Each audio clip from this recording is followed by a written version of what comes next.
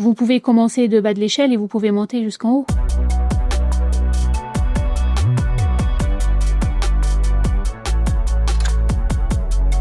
La persévérance, pour moi, c'était vraiment le moteur de ma réussite parce que j'étais concentrée sur ça. Malgré que je suis arrivée en France en 2012, je parlais pas forcément le français bien, mais je me suis dit je vais réussir. Je vais réussir, je lâche rien.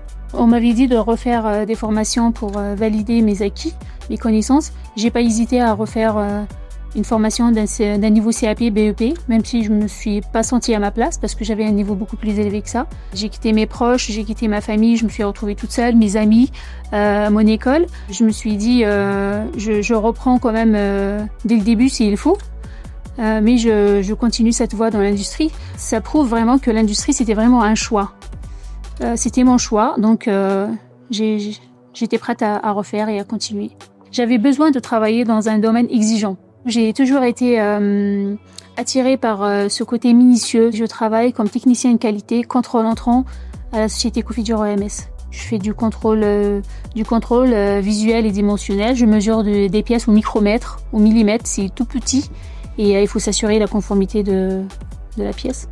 On contrôle des pièces qui sont montées après sur des avions, qui sont montées après sur des hélicoptères, sur votre scanner quand vous allez faire votre scanner à l'hôpital. Là, ça change tout. C'est pas parce que si vous êtes pas bien en maths ou physique à l'école que vous pouvez pas faire le métier que je fais aujourd'hui. Vous allez apprendre à aimer les maths parce que c'est concret. Donc vous pouvez commencer de bas de l'échelle et vous pouvez monter jusqu'en haut. L'industrie, elle a évolué et elle a besoin de tant de femmes que d'hommes. On a l'impression que l'industrie rime avec masculin, alors que pas du tout.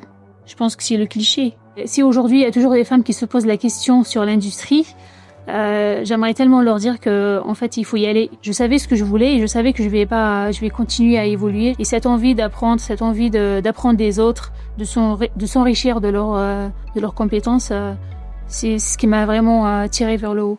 Ce métier m'a apporté cet épanouissement d'aller au travail tous les jours avec le sourire.